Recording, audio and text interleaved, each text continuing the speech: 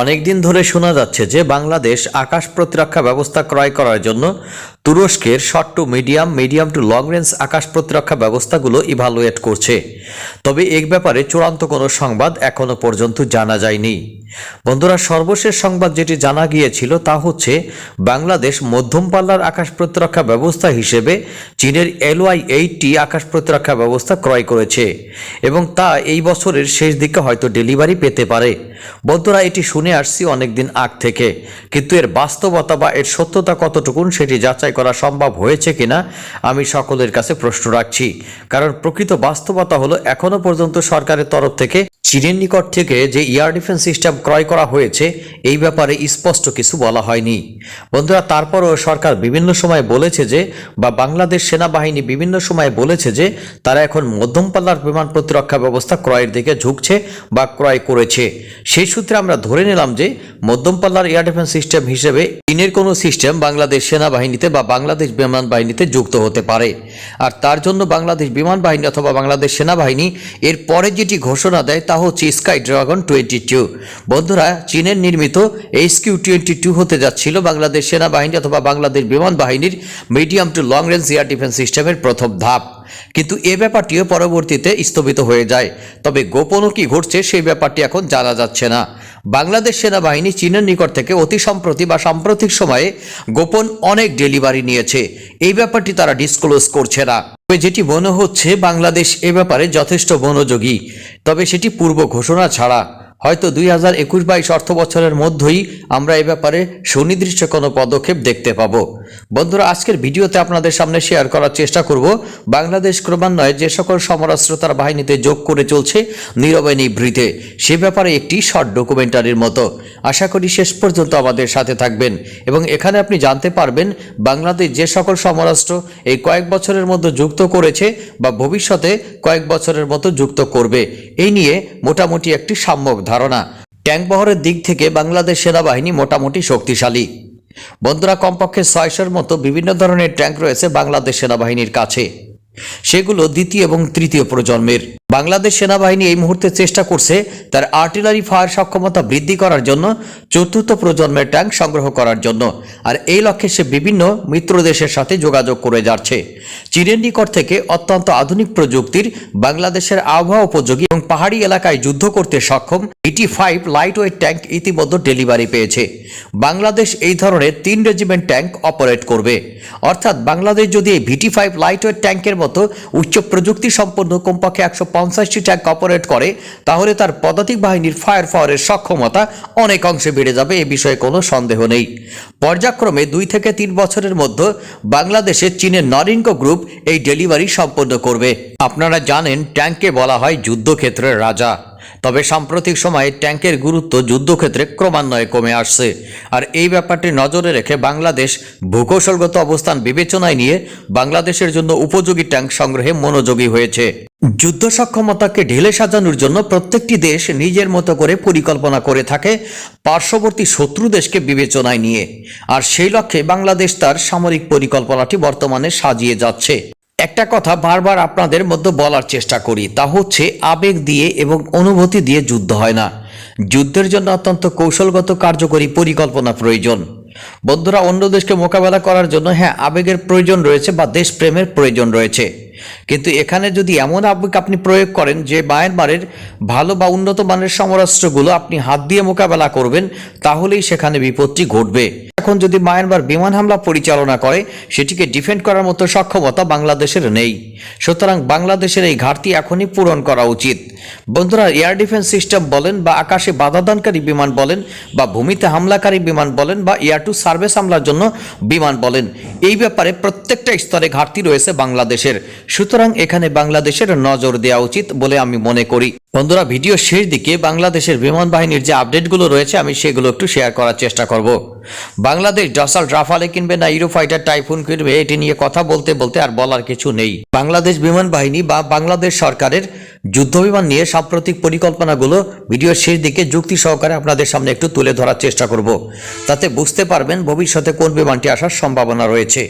তবে অতি সম্প্রতি বাংলাদেশের চীনের সাথে সামরিক যোগাযোগ একটু স্তিমিত হয়ে পড়ছে বলে মনে করা হচ্ছে। আসলে কি ব্যাপারটা তাই? ব্যাপারটি একেবারেই সত্য নয়।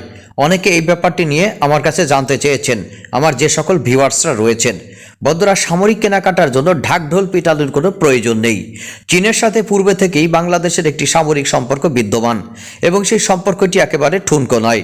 বন্ধুরা, চীনের সাথে সামরিক যে কেনাকাটাগুলো রয়েছে সেগুলো ক্রমান্বয়ে চলছে।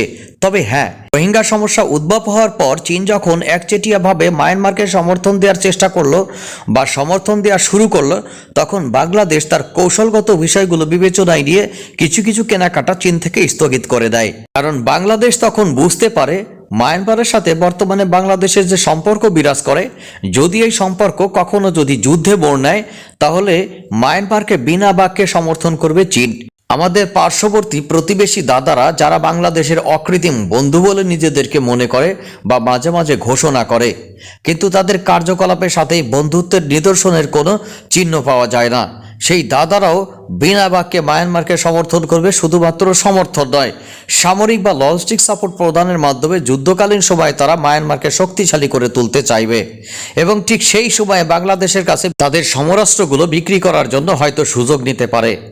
বন্ধুরা, বাংলাদেশকে তারা ব্ল্যাকমেইল করে এইভাবে মায়ানমারের কাছে তাদের ভাঙাড়ি সমরাস্ত্রগুলো সরবরাহ করে, অন্যদিকে বাংলাদেশকেও তারা বিভিন্ন ধরনের সমরাস্ত্র অফার করে। যাই হোক, সেই ট্রাপ ভারত কখনো কাজে লাগাতে পারেনি।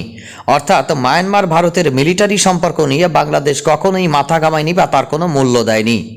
বন্ধুরা, চীন কি করতে পারে? চীনের সাথে বাংলাদেশ তার সামরিক সম্পর্কটি পুনর্মূল্যায়ন করলো তখন থেকেই, যখন দেখলো তারা রোহিঙ্গা সমস্যার ব্যাপারে মায়ানমারকে অল আউট সমর্থন দিয়ে যাচ্ছে এবং সামরিক ক্ষেত্রে যেটি ঘটবে না এ ব্যাপারে নিশ্চিত করে বলা যায় না। আর সামরিক ক্ষেত্রে যদি যুদ্ধকালীন সময়ে এই ব্যাপারটি ঘটে, তাহলে বাংলাদেশ সরাসরি কলাপস হয়ে যাবে মায়ানমারের নিকট।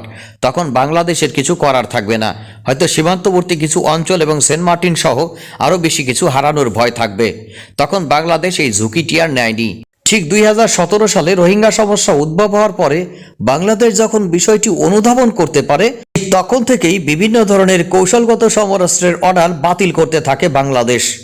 চীন মোটামুটি একটু চিন্তায় পড়ে যায়, কিন্তু বাংলাদেশের যুক্তি ছিল অকাট্য এবং বাস্তবসম্মত। বন্ধুরা, এই সকল ক্রয় পরিকল্পনাগুলো বাংলাদেশ সাময়িকভাবে চীন থেকে তুরস্কের দিকে ডাইভার্ট করে, আর তখনই চীন বাংলাদেশের সাথে সম্পর্কটি আরো মেরামত করার জন্য উঠে পড়ে লাগে। তখন চীন উদ্যোগ নেয় রোহিঙ্গা প্রত্যাবর্তনের ব্যাপারে একটি গুরুত্বপূর্ণ ভূমিকা পালন করার। চীনের উদ্যোগে বাংলাদেশ এবং মায়ানমারের মধ্যে রোহিঙ্গা প্রত্যাবাসনের ব্যাপারে একটি দ্বিপাক্ষিক চুক্তি স্বাক্ষরিত হয়। বন্ধুরা, সেই পর্যন্তই শেষ। এরপর চীন আর মায়ানমারকে রাজি করাতে পারেনি রোহিঙ্গাদের প্রত্যাবাসনের ব্যাপারে কার্যকরী ভূমিকা গ্রহণ করতে, আর তখন থেকেই বাংলাদেশ তার সমরাস্ত্র সংগ্রহের সোর্সটি উন্মুক্ত করে দেয়, প্রধানত তুরস্ক, ইউরোপীয় ইউনিয়ন এবং আমেরিকার নিকট। এখন ফ্রান্স, ইটালি, ইউকে প্রত্যেকটি দেশের নিকটে বা প্রত্যেকটি দেশের সাথে বাংলাদেশের সামরিক স্বার্থ রয়েছে এবং নতুন নতুন চুক্তি হচ্ছে।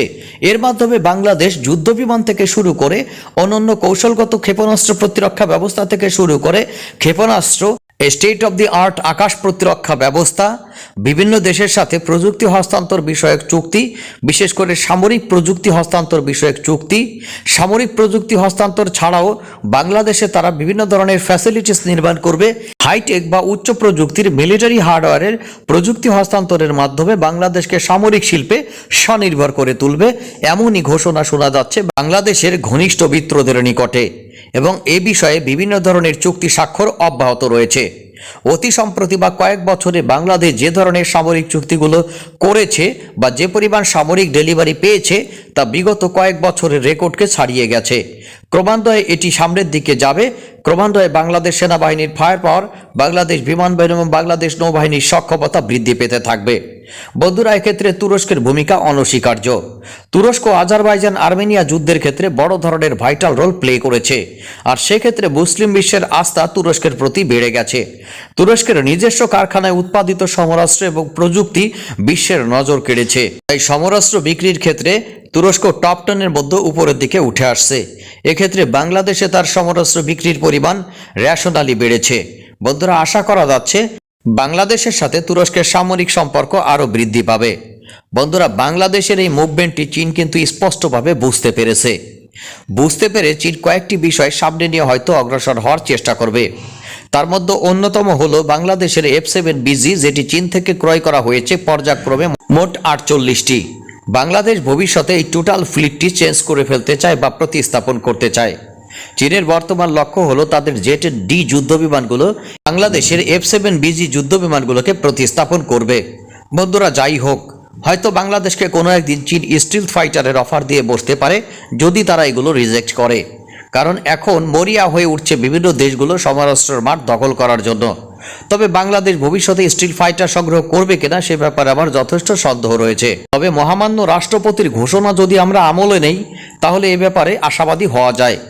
রাষ্ট্রপতি এক ঘোষণায় বলেছিলেন, বাংলাদেশ শুধু 4++ জেনারেশনের যুদ্ধ বিমান নয়, বাংলাদেশ পঞ্চম প্রজন্মের যুদ্ধ বিমানও তাদের বাহিনীতে একসময় সংযুক্ত করবে। তবে সময়ের ব্যাপ্তিটা তিনি এখনো পর্যন্ত খোলাসা করেননি। তবে পরিকল্পনা না থাকলে রাষ্ট্রপতি শুধু বলার জন্য ব্যাপারটি মোটেই তেমন নয়। এখানে অবশ্যই কোনো সারবত্তা রয়েছে। তবে দেখা যাক ভবিষ্যতে কি ঘটে। বাংলাদেশ ইতিমধ্যেই তুরস্ক থেকে বিভিন্ন পাল্লার MLRS সংগ্রহ করেছে। এটি বাংলাদেশ সেনাবাহিনীর ফায়ার পাওয়ার রাতারাতি দ্বিগুণ করে দিয়েছে বা তার চেয়েও বেশি করে দিয়েছে। বন্ধুরা, অ্যাটাক ড্রোনের ক্ষেত্রে বাংলাদেশ সেনাবাহিনীর যথেষ্ট ভালো পরিকল্পনা রয়েছে। তবে সর্বশেষ প্রধানমন্ত্রীর ঘোষণা অনুযায়ী একটা ব্যাপার নিশ্চিতভাবে বলা যায়, উইংলন 2 ধরনের অ্যাটাক ড্রোন বাংলাদেশে হয়তো আসছে না। এটি ভারী এবং হাই অল্টিটিউডে উঠতে সক্ষম একটি ড্রোন।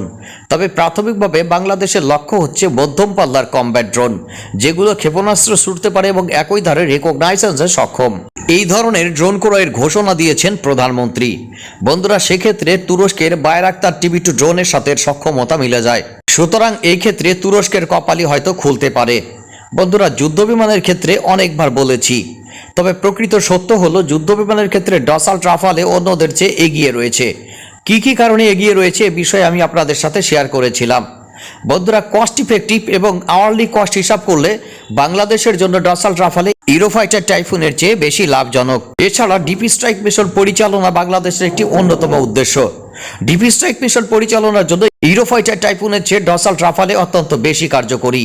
সেক্ষেত্রে বাংলাদেশ তার মিশন পরিচালনার সক্ষমতা এবং কস্ট ইফেক্টিভনেস বিবেচনায় ডসাল্ট রাফালেকেই শেষ পর্যন্ত বেছে নিতে পারে। তবে যুদ্ধবিমান সংগ্রহের ব্যাপারে বাংলাদেশ সর্বোচ্চ গোপনীয়তা রক্ষা করবে এটি নিশ্চিত। আশা করা যাবে বাংলাদেশের এই ক্রয় পরিকল্পনা, বিশেষ করে বাংলাদেশের 2025 সালের মধ্যে যে সামরিক ক্রয় পরিকল্পনা রয়েছে, অর্থের সংস্থান থেকে শুরু করে সুষ্ঠু বাস্তবায়নের মাধ্যমে আমাদের সামরিক বাহিনী হয়ে উঠবে বিশ্বমানের। সীমান্তে যে কোনো উস্কানির যথাযথ জবাব দিতে সক্ষম হবে বাংলাদেশের সামরিক বাহিনী। আমার দেশে বিদেশে যে সকল ভাই বোনেরা নিয়মিত মহিউদ্দিন ব্লগ চ্যানেলটি দেখে থাকেন এবং বাংলাদেশের সামরিক কেনাকাটা থেকে শুরু করে বৈশ্বিক সামরিক বিশ্লেষণ, মুসলিম বিশ্বের সামরিক বিশ্লেষণ, বাংলাদেশের সামরিক ক্রয় ক্ষমতা থেকে শুরু করে অর্থনৈতিক ক্ষমতা, এই বিষয়গুলো যদি আপনারা আপডেট সহকারে বিশ্লেষণ সহকারে জানতে চান, অবশ্যই মহিউদ্দিন ব্লগ চ্যানেলটি সাবস্ক্রাইব করে পাশে থাকা বেল আইকনটি চেপে দিবেন।